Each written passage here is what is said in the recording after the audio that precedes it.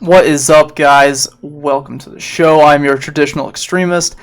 So, TikTok is never fails to provide some interesting characters. So, figure we'll go over some of these and and just enjoy them because it's always some good stuff. So let's check them out. Filter keeps misgendering me. Look. No fucking way. No way. Okay, we're gonna try this. So this is you know what this is. You know what this person is. I'm not gonna say it because I don't want to get my channel in trouble. But this person is upset because the AI filter, keeps making the picture a man, and this individual is upset because it will not make it a woman, right?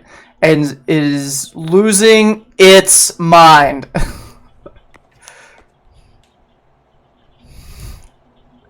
Hell no. Oh my god. Okay, let's try again.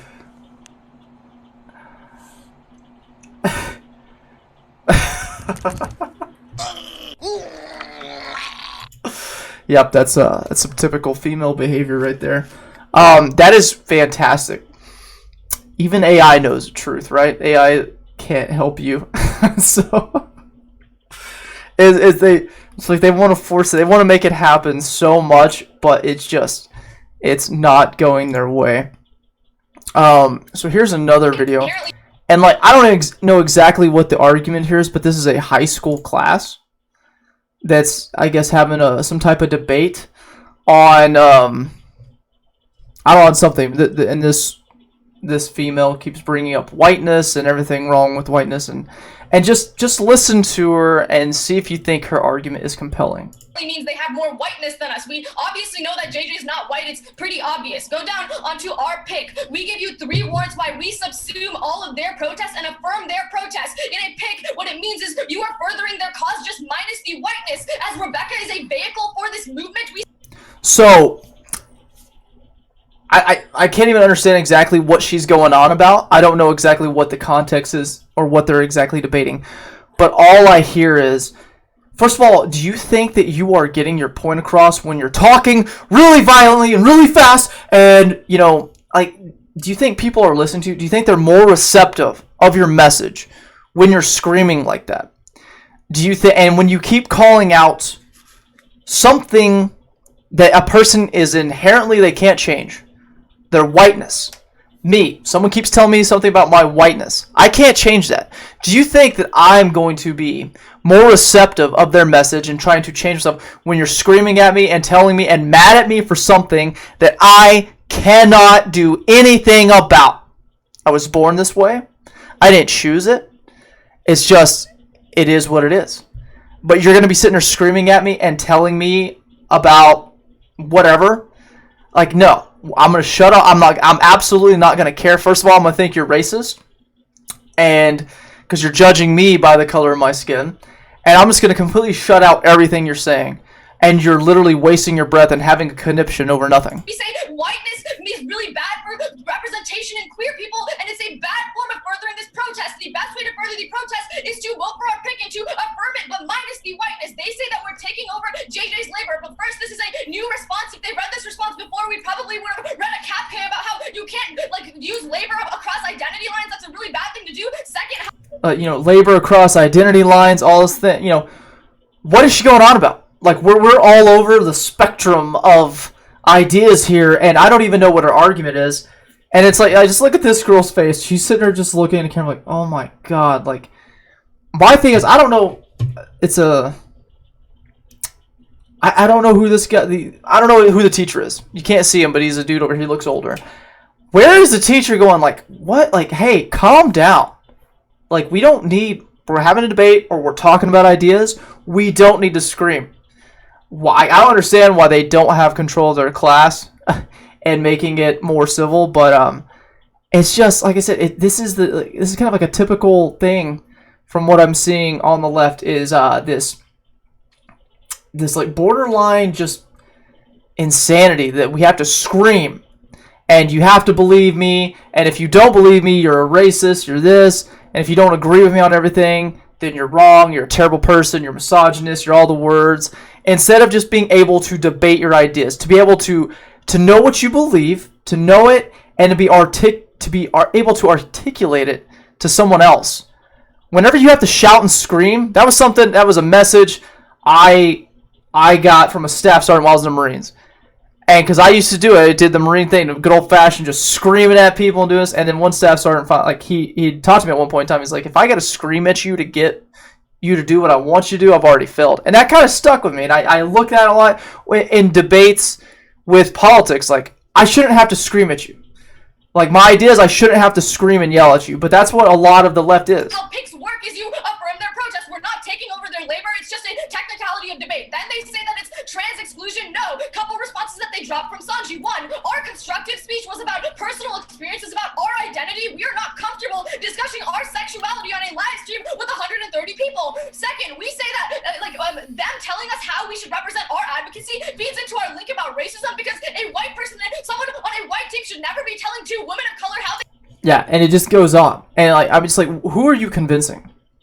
Who are you convincing? And like, what do you think that you're accomplishing with that? You know, I don't know.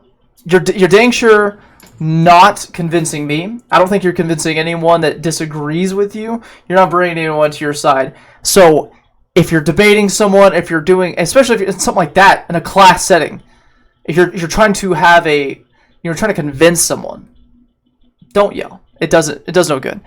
And so now we're going to move on to just, leftist cities and what they've turned into. And these videos, every week, almost every day, like I come across some of these videos where these people are just nonchalant raiding stores. They're just in there. No one can do anything about them. They can't stop them, because even if you is hired as a security guard or something like that, if you try to stop these people and something happens, something gets escalated, they pull out a knife or they do anything, and you pull out a knife, or even if you don't have a knife, maybe you just choke them out, right?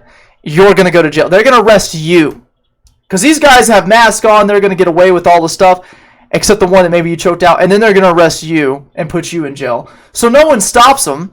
The cops are too busy. The cops won't even do it and stop them. And so these people have they're walking in the stores and literally emptying the stores out. And this is why you see so many. You see Walmarts in like Portland. Like, I don't think there's a Walmart in Portland anymore.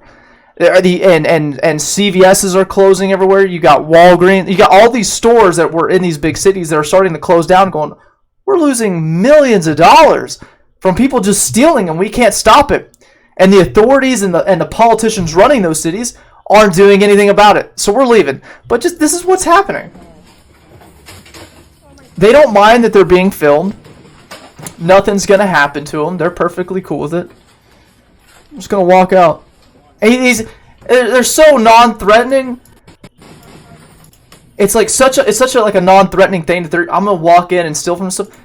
They don't even have to be like tactical with like having their pants pulled up. Usually if you're thinking like, all right, we're going to get in there quick. We're going to get out of there quick. We need to be able to move as fast as possible. Let's pull these pants up around our ass so we can actually move. Look at this guy walking. He's having a waddle. He's not even worried about it. Hey, call Josh. It's something I don't get is the pants sag. I don't know why. Like, it does it look cool enough for you to be able to not walk very well? Look, he's doing it too. We're just gonna walk out of here with this stuff.